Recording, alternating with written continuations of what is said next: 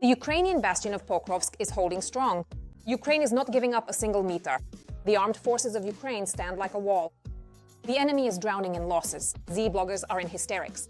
Crimea is on fire. Special Operations Forces drones have turned oil depots into hell. Donetsk has been blown up. A Shahed drone warehouse has been leveled to the ground. The armed forces of Ukraine are smashing the enemy's defenses where the occupation has already begun. I'll share all the details in a moment. Greetings from Ukraine today. I'm Victoria Banchenko, and here are the main events. The battles for Pokrovsk. A front without a clear line. The armed forces are holding the defense like a concrete wall. The tension is at the limit. Pokrovsk, Bernograd, Sievers.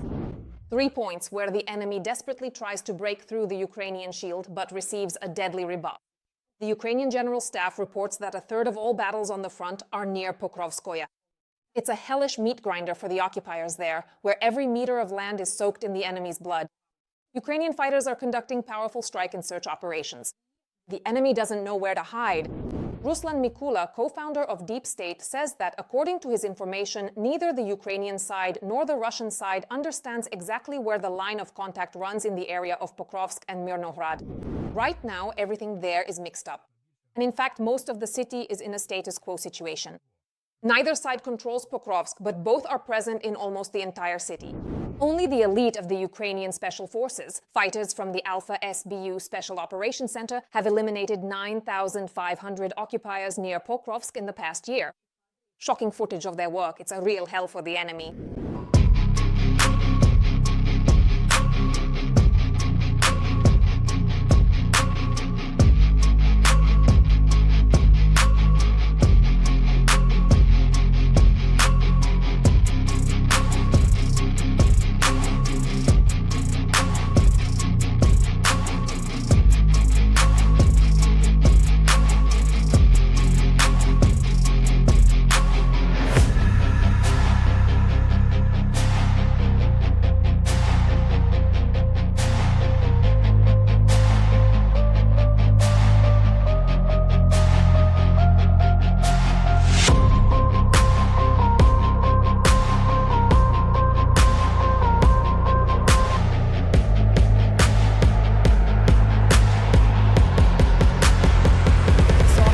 Music plays in the background.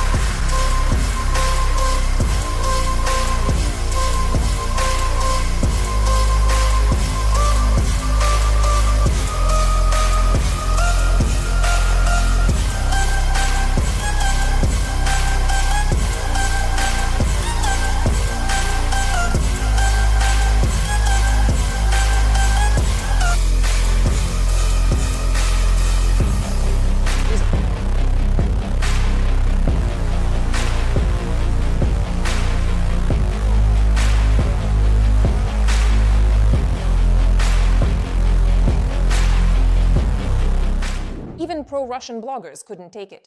The battle for Pokrovsk has become a disaster for the Russian army. The losses are comparable to Bakhmut, and that's even though Putin recently boasted about encircling the city. Zed patriots, in a fit of hysteria, admit that the number of dead Russians can be compared to the Wehrmacht's losses in Poland. What makes our situation so difficult? The thing is, we still haven't managed to completely encircle Pokrovsk geographically. And that's why we're forced to push them out, meaning we have to fight urban battles. And the losses there are very high. For us, they are comparable to Bakhmut, to the battles for Bakhmut. Remember, Yevgeny Prigozhin, when he was still alive, mentioned the figure of 20,000 Wagner fighters killed alone, and probably no fewer from the defense ministry units. I want to remind you that when the Wehrmacht took Poland in September 1939, their losses were just over 20,000. So that's just one Bakhmut. And comparing the Russian army to the Wehrmacht is just a coincidence. Pokrovsk and Kupiansk are two hotspots on the front line. The situation here is extremely dynamic and changing rapidly. Watch right now to see what's happening on these sections of the front. There were 276 combat engagements on the front in the past day. On the hottest direction, Pokrovsk, Ukrainian defenders stopped 100 attacks. Pokrovsk is an unquestionable issue. We continue to destroy the occupiers. I especially want to highlight the SBU Special Forces, who are systematically and very effectively eliminating Russian occupiers and their equipment in the Pokrovsk area, as well as in the city itself. The General Staff reports that the armed forces of Ukraine are successfully repelling the enemy's attempts to gain a foothold in the city. The enemy, just so you understand, in a year and 2 months, actually even longer, of trying to take Pokrovsk has already deployed more than 200,000 of its troops there. Russian losses are colossal. Despite Russian media claims about the capture of Pokrovsk, Ukrainian soldiers are showing a different reality. Plus, you are the best. You are the best. Ukrainian fighters have returned the Ukrainian flag to the city council building in Pokrovsk. They advanced into the building, cleared it, eliminated the enemy there, and raised the national flag. However, Russia does not stop trying to capture and encircle the city, as We maintain control over the entire 15-kilometer zone, as well as all 200 ammunition deliveries, and so does the enemy. They control our 15-kilometer zone. The situation in Pokrovsk is stable. I can't say that we have any problematic issues or that Pokrovsk could be encircled. Our assault units are carrying out operations, advancing on the front line, defending positions from the enemy, reclaiming territory, and straightening the defensive line. it is reported that holding Pokrovsk is only a matter of a few days or weeks. But Ukrainian soldiers are determined to hold the city for as long as possible. I can say one thing with absolute certainty. We are currently in a really good and advantageous position in Pokrovsk, and we are holding a strong, active defense. We will hold it as long as possible until all the infrastructure is destroyed. Our enemy is working to exhaustion, as they say. That's why all of their offensive actions lead to the complete and widespread destruction of towns and villages. So we will hold Pokrovsk for as long as necessary, as long as it remains intact. It's been over a year since Putin planned to take control of Pokrovsk, but something went wrong. Now, for the Russians, it's more of a symbolic goal than a tactical one. Our enemy is suffering disproportionate losses. I'll repeat once more. In a year, a little more, he has already amassed over 200,000 of his troops in the Pokrovsk direction, including armored vehicles, both heavily and lightly armored. They've also lost helicopters and planes. Our guys shot them down. It's no secret that the forces on the battlefield are absolutely unequal. Russia uses the tactic of assaults by small groups every day. Only with small sabotage groups does the enemy infiltrate the Pokrovsk area. They typically move in groups of just 1 or 2 people, gathering at a certain point. Then, 2 more so-called camels arrive, also dressed as ordinary civilians, carrying some bags or sacks. It's also interesting to point out as well that the Kremlin is sending even those who are completely unfit for combat to this front.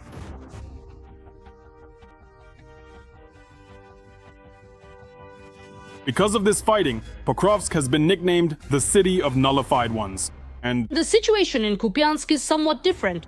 Fierce battles are ongoing there. However, Ukrainian units have managed to regain control over part of the built-up area.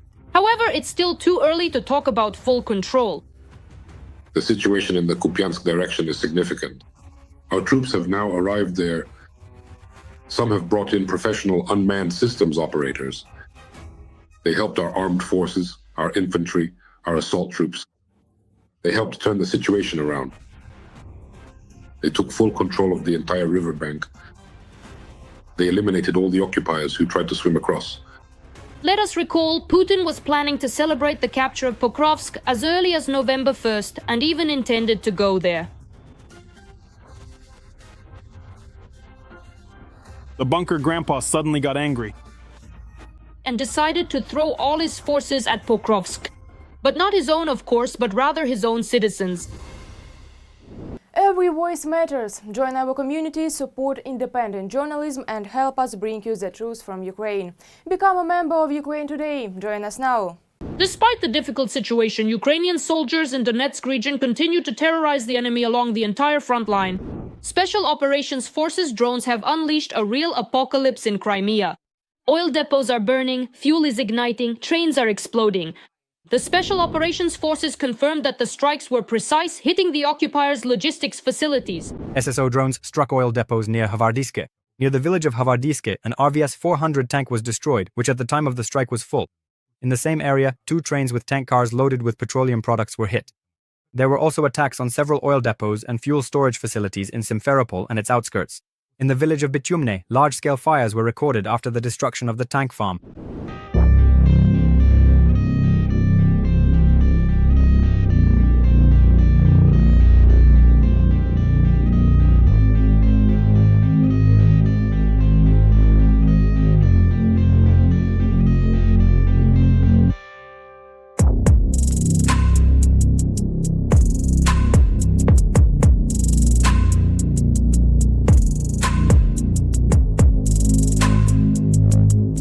And That's not all.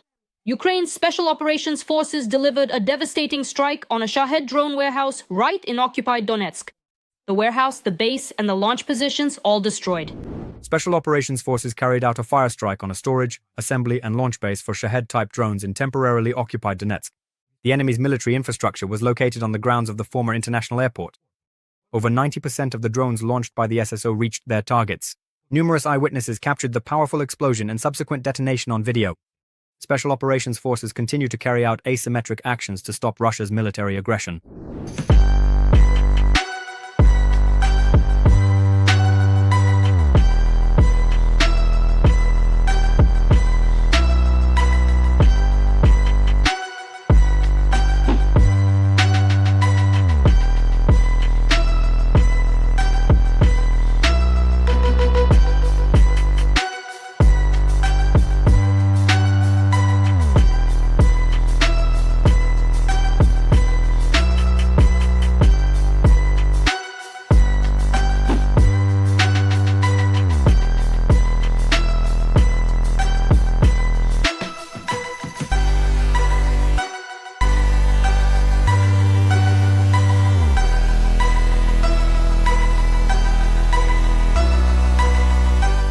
Successful attacks by the armed forces of Ukraine on military facilities in Crimea and Donbas indicate preparations for the deoccupation of these Ukrainian regions.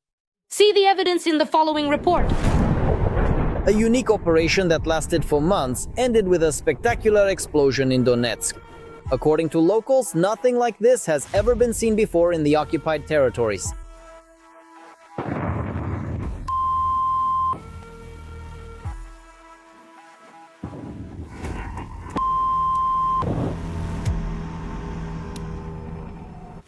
Where it hit, what was destroyed, and most importantly, what the AFU used to strike. Judging By the super effects and massive explosions, Flamingo missiles were used. And now let's go through everything step by step. The night before, a powerful explosion rocked Donetsk, after which, judging by eyewitness videos, a fireball appeared in the sky resembling a nuclear mushroom cloud. Windows were blown out in buildings several kilometers from the epicenter. Right now, My windows have been blown out. In reality, it was the Oktyabrski airport area, a large ammunition depot. Missiles hit there. There is no official information yet, but people are already talking about ammunition depots. I watched the video. It's spectacular. Most likely, it really was a very large missile or shell depot, because in the video, just like in science fiction movies or computer games, there's an explosion and then a second explosion. You can clearly see this glowing, rapidly spreading shockwave. In other words, it was a very successful strike on the Donetsk depots. a bit later, the head of the UAV systems of the Ukrainian Armed Forces, Robert Madjar Brody, clarified the situation. According to his information, the strike hit a large depot of Shahed-type drones where warheads were also stored. The development of this complex target turned into a months-long painstaking intelligence operation pieced together from tiny fragments. Last night it was carried out using appropriate strike assets by the Special Operations Forces and the missile and artillery forces of the Armed Forces of Ukraine. Analysts note that despite the long range of the Shahed drones, it was very important for the Russians to keep the storage facility for these drones close to the front line. After all, when the occupiers launch UAVs just a few dozen kilometers from the line of contact, the Ukrainian armed forces simply do not have enough time to respond quickly.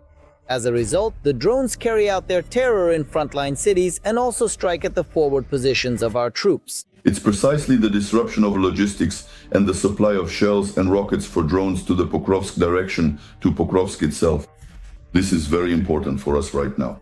But as for what struck the defense villages, our command preferred to keep silent. One thing is certain, drones definitely took part in the attack. But something else came in right after them. As the footage from there shows, it was clearly not just drones at work. The UAVs, as can be understood, distracted the local air defense, while the finishing blow was delivered by something resembling a rocket, possibly a drone or maybe even a missile.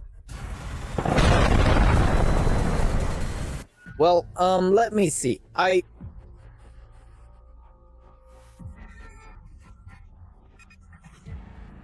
don't think that the warehouse with Shaheds was unprotected, that it was just some hangars.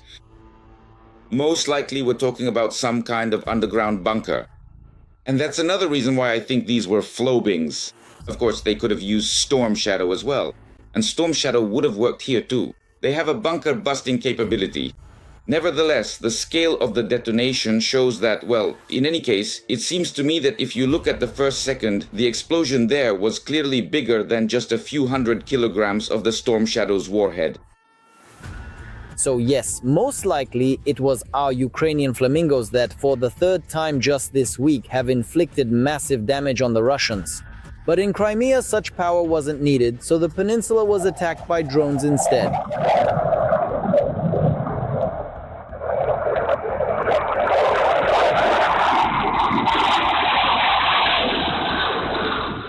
In occupied Simferopol, around 2:30 in the morning, a fire broke out at an oil depot. It is likely referring to the Krim Naftozbud facility in the area of the village of Bitomny. There were also reports of 4 strikes in Fardiiske, after which smoke rose into the sky. There, the strikes likely hit the local thermal power plant, which temporarily ceased operations.